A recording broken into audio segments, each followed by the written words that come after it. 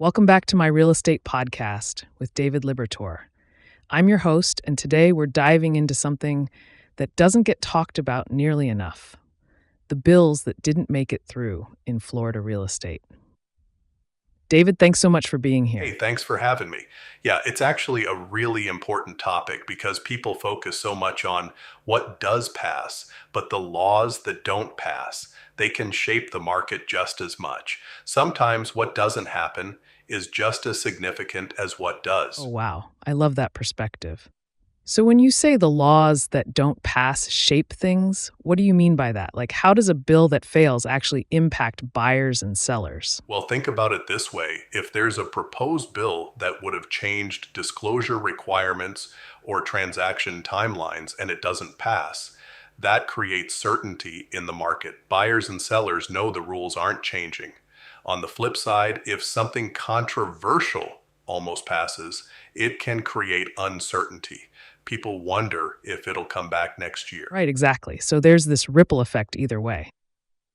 So, what were some of the major real estate bills that people were expecting to see come through but didn't? There were a few that generated a lot of buzz in the industry. Some proposals around HOA regulations, some around transaction processes, and others around buyer protections. The thing is, each one had different stakeholders pushing back: realtors, developers, consumer advocates. It's always this balance. That makes total sense. So, for someone listening in Sarasota or anywhere else in Florida who's thinking about buying or selling, why should they actually care about bills that didn't pass? Like, what's the practical takeaway? The practical takeaway is know what the current rules are and don't expect them to change anytime soon.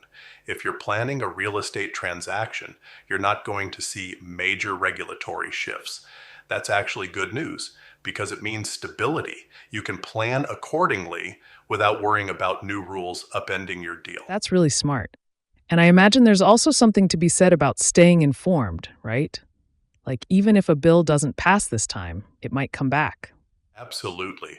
That's why working with someone who stays on top of these things matters. Real estate laws are always evolving, and what doesn't pass one year can definitely resurface. Having a good realtor or attorney who understands the landscape is invaluable. No kidding. Well, this was really enlightening, David. Thanks so much for breaking down something that people don't usually think about. I think our listeners are going to get a lot out of this. Thanks for having me. It's one of those behind the scenes things that really matters, and I appreciate the chance to talk about it.